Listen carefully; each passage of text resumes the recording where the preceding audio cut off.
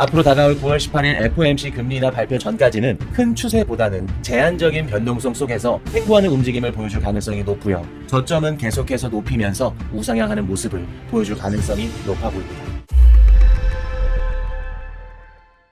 안녕하세요. 코인 이슈 집중 분석입니다. 이번 주 시장의 가장 큰 이벤트는 바로 미국의 PPI와 CPI 발표였죠. 생산자 물가지수는 예상보다 낮게 나오면서 한숨 돌리는 분위기를 보여줬지만 소비자 물가지수 CPI는 연간 2.9%, 월간 0.4% 상승으로 시장 예상치를 웃돌았습니다. 그 결과 투자자들은 두 가지 상반된 신호 속에서 혼란스러워졌죠. 첫째, CPI가 예상보다 높게 나왔다는 건 물가가 아직 완전히 잡히지 않았다는 거겠죠. 물가가 계속 높으면 연준은 금리를 쉽게 내리지 못할 거고요. 이는 시장에 부담이 될 겁니다. 둘째, 동시에 노동시장의 약세와 경기 둔화 조짐이 뚜렷해지고 있기 때문에 연준이 금리를 내릴 수 있는 명분은 충분하다는 해석도 존재합니다. 경기가 식어가는 상황에서 금리를 그대로 두면 침체가 더 심해질 수 있기 때문에 연준 입장에서는 금리를 낮춰서라도 경제를 살려야 한다는 압박을 받을 수밖에 없겠죠. 즉 투자자들은 물가 때문에 금리 인하가 어려울 수 있겠구나 라는 불안감과 경기 둔화 때문에 금리 인하는 결국 나올 거야 라는 기대감 사이에서 동시에 움직이고 있는 상황이죠. 그래서 시장이 뚜렷하게 오르지도 내리지도 못하고 눈치만 보는 모습이 나타나고 있는 겁니다. 하지만 현재 시장에서는 물가보단 고용에 좀 더 집중을 하고 있는 모습입니다. 미국의 경제가 견고한 상황에서 고용이 둔화되고 있고 물가는 크게 상승하지 않았기 때문에 금리 인하 가능성을 긍정적으로 바라보는 거죠. 오늘 영상을 끝까지 보시면 단순히 횡보라는 말 뒤에 숨겨진 구체적인 시장 시나리오와 대응 전략까지 모두 확인하실 수 있을 겁니다. 바로 시작하겠습니다. 먼저 이번 주 발표된 주요 지표들을 정리해 볼게요. PPI는 예상보다 낮게 나오면서 물가 압력이 둔화될 수 있다는 기대감을 키웠죠. 반대로 CPI는 예상치보다 높게 나왔습니다. 소비자 물가가 여전히 끈질기다라는 우려를 남겼죠. 이처럼 상반된 결과가 나오면서 시장은 혼란스러워졌습니다. 한쪽에서는 물가 부담이 완전히 해소되지 않았다라는 이유로 경계심을 보이지만 동시에 연준이 경기 둔화를 방치하기 어렵다라는 기대감도 유지되고 있죠. 실제로 발표 직후에 비트코인은 11만 달러 초반에서 흔들리면서 곧 안정세를 찾았고 이더리움 역시 4,300달러 선을 지키면서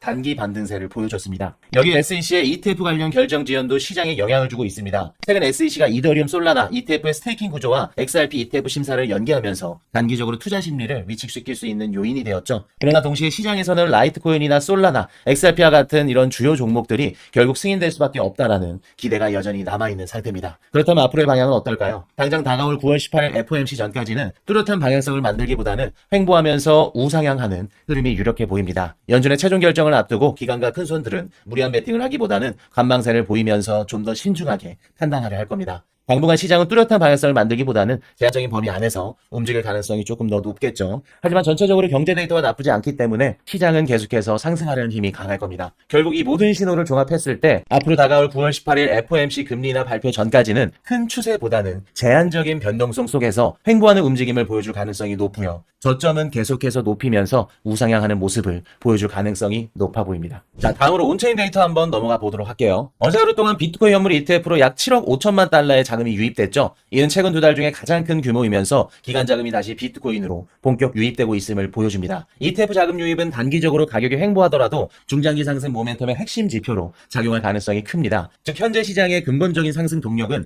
여전히 살아있다는 의미고요. 비트코인의 코스트 베이시스 히트맵을 보면 최근 한 달 동안 비트코인은 11만 달러에서 11만 6천 달러 구간까지 강한 매물대가 형성되면서 방향성을 잡지 못했죠. 오늘 비트코인이 11만 6천 달러를 돌파하긴 했지만 상단에는 여전히 기간 매도세와 쇼 포지션이 몰려있기 때문에 단기적으로는 강력한 저항선으로 작용할 가능성이 높습니다. 실제로 이번 급등의 배경에는 슈스퀴즈가 자리 잡고 있는데요. 청산맵을 보면 11만 2,600달러 부근에서 대규모 쇼 포지션이 몰려 있었죠. 하지만 비트코인이 이 구간을 강하게 돌파하면서 연쇄적인 쇼 총산이 발생했습니다. 이 과정에서 가격이 단숨에 11만 5천 달러까지 급등을 했죠. 즉 이번 상승은 자연스러운 매수세 유입만 발생한 게 아니라 단기 이벤트성 급등의 성격도 강하다는 걸 알 수 있죠. 단기 투자들의 평균 매입 단가를 보면 1개월 코스트 베이시스는 11만 2,800달러고요. 3개월 코스트 베이시스는 11만 3,800달러입니다. 현재 비트코인 가격이 이 두 개의 지표 위에 위치해 있다는 건 단기 투자들이 여전히 이 구간에 있음을 의미합니다. 즉 대규모 매도 압력이 본격화되기 전까지는 상승 추세가 무너지지 않을 가능성이 매우 높다는 걸 의미하죠. 다만 최근 단기 보유자들이 하루에 약 1억 8,900만 달러 규모의 실현 이익을 기록하고 있습니다. 이는 일부 투자자들이 차익 실현을 하고 있다는 뜻으로 단기적으로는 매도 압력이 증가할 수 있음을 시사하고 있죠. 이 수치가 계속 증가한다면 가격 변동성 확대 가능성에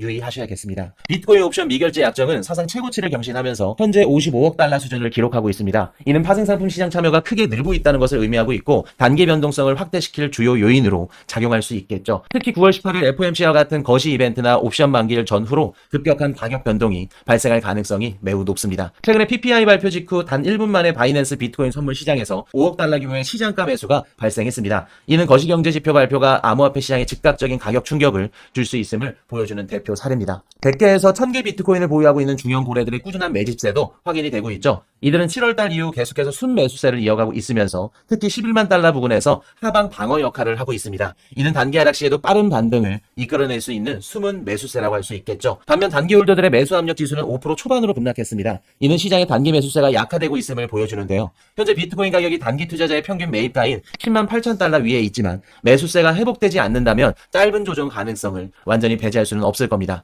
이번에는 이더리움 흐름을 짧게 살펴볼게요. 이더리움 현물 ETF 보유량은 670만 개, 그리고 대규모 고래 지갑 보유량은 2060만 개를 기록하면서 모두 사상 최고치를 경신했죠. 최근에 기관과 고래 자금이 이더리움으로 집중되면서 비트코인 대비 상대적 강세가 나타나고 있는데요. 상승 흐름이 앞으로 이더리움과 주요 알트코인들로 확산될 가능성을 높이고 있는 상태입니다. 9월 18일 FOMC 금리 인하 발표 전까지는 비트코인이 11만 달러에서 12만 달러 사이 구간에서 저점을 계속해서 높이는 우상향하는 그런 흐름을 보여줄 가능성이 높을 겁니다. 이번 기간 동안은 시장의 단기 이벤트성 급등락에 휘둘리기보다는 큰 그림 속에서 작은 흐름을 확인하는 것이 가장 중요합니다. 자, 마지막으로 기술적 분석 한번 들어가 볼게요. 현재 비트코인은 단기 종고점이었던 약 11만 3,500달러 위에 올라서 있죠. 하지만 확실한 추세 전환이라고 부르기에는 힘이 아직 부족한 모습입니다. 이번 주 초반 약 4% 가까이 대밀린 후 다시 11만 3,500달러 선에서 안정을 되찾았는데요. 매수세가 잠시 그 저항을 위로 밀어 올리면서 잠정적 지지로 바꿔놓기는 했지만 추가 상승이 뚜렷하게 이어지지는 않았습니다. 오늘 오전부터 매수세가 조금 유입이 되면서 약반등하고 있는 모습을 보이고 있는데요. 이 흐름이 어떻게 될지는 좀 더 지켜봐야 되겠습니다. 그렇다면 일봉 차트는 어떨까요? 계속 50선 밑에서 머물던 RSI가 처음으로 62로 올라왔네요. MACD 또한 계속해서 데드크로스 상태에 머물다가 이제 고개를 들기 시작하는 타이밍이고요. 현 시점에서 봤을 때 11만 3,500달러 돌파가 탄탄한 기반을 갖춘 확실한 돌파라기보다 아직은 현재의 상승 흐름이 유지될지 조금은 더 지켜봐야 될 필요가 있다는 결론에 도달합니다. 최근 며칠 동안은 매수나 매도 어느 쪽도 강하게 포지션을 잡지 않고 있었는데 이는 모두가 다가오는 FOMC 결정을 기다리고 있기 때문이죠. 지금 시장은 연준의 신호가 나올 때까지 수면 위에 떠 있는 상태라고 생각이 됩니다. 9월 18일 예정된 연준의 금리 발표는 이번 시장의 최대 이벤트입니다. 최근에 약해진 미국 고용지표 때문에 이번 회의에서는 금리 인하가 단행될 가능성이 매우 높을 겁니다. 25bp는 거의 기정사실화로 받아들여지고 있고요. 일부에서는 50bp 비컷 가능성까지 거론되고 있습니다. 무엇보다 새로운 유동성이나 의미 있는 ETF 순유입 같은 실질적 매수 동력이 없다면 12만 달러 아래에서 당분간 횡보하는 움직임을 보여줄 가능성이 높아 보입니다. 가장 가까운 주요 지지 저항 구간을 체크해 보겠습니다. 지지나 저항선은 돌파 이후에 저항이나 지지선으로 성격이 바뀐다고 말씀을 드렸었죠. 11만 3,500달러가 명목상 돌파된 지금 이 구간이 다시 지지선으로 작용할 가능성이 높아 보입니다. 실제로 한번 지지를 받는 모습을 보여주기도 했고요. 지금 약반등하는 흐름이 꺾이더라도 가격이 이 레벨 위에 머무는 한 상승 가능성을 버리지 못할 겁니다. 그 다음 주요 저항선으로는 11만 7,500달러 구간입니다. 하락 당시 계속 낮췄던 고점 로어 하이라고 하죠. 추세가 전환될 때 이 로어 하이들을 강한 캔들로 돌파해주는 것이 핵심입니다. 이를 초크, 체인지 오브 캐릭터라고 하는데 이론상 단기 저점이나 고점을 깨고 강하게 넘어서는 캔들을 말합니다. 현재 비트코인의 다음 LH는 11만 7,500달러이고요. 이 부분을 3개의 연속된 양봉 캔들과 함께 강하게 넘어준다면 추세의 전환이라 판단할 수 있을 겁니다. 아마 비트코인의 다음 변동성 시기는 아까 말씀드렸던 9월 18일 FOMC 발표 전까지는 의미 있는 돌파 없이 횡보가 이어지면서 저점을 높이는 상승 추세가 이어질 가능성이 매우 높을 겁니다. 변동성이 줄어든 상황에선 가짜 돌파와 스탑 헌팅이 빈번할 수 있으니까 주의하셔야 되고요. 손절과 목표가를 명확하게 정한 뒤에 움직이는 것이 중요합니다. FOMC 발표 이후에 시나리오는 두 가지입니다. 만약에 예상보다 큰 금리 인하나 매우 완화적인 가이던스가 나온다면 가격이 상방을 뚫고 전고점까지 재도전하는 랠리로 이어질 수 있을 겁니다. 반대로 인하가 없거나 지나치게 경계적인 톤으로 나온다면 11만 달러 지지를 빠르게 시험할 수도 있겠죠. 여러분들, 지금은 인내가 필요한 구간입니다. 비트코인은 중요한 저항을 넘었지만 아직 확신을 주지 못한 상태에서 연준의 결정을 기다리고 있죠. 발표 전까지는 한쪽 추세로의 확신적인 매매는 위험할 수 있습니다. 진짜 방향은 FOMC 발표 이후에 드러날 확률이 높으니까 이 점 유의하시면서 트레이딩에 임하셨으면 합니다. 실시간 시장 변동사항은 시그널룸에서 수시로 업데이트하고 있습니다. 아무래도 시그널룸은 고급 정보를 공유하는 프라이빗한 공간이기 때문에 소수의 인원분들에게만 제공해드리고 있죠. 시그널룸의 입장 비용은 전액 무료입니다. 간단한 인증 절차만 거치시면 들어오실 수 있고요. 현재 시그널룸에 계신 분들은 다양한 분석을 통해서 이렇게 수익을 내고 계십니다. 시그널룸의 혜택과 입장 방법은 영상 정보란과 고정 댓글란 확인해주시면 되겠습니다. 오늘도 영상이 좋으셨다면 구독과 좋아요, 알림 설정 부탁드리도록 하겠습니다. 지금까지 코인 이슈 이슈 집중 분석이었습니다.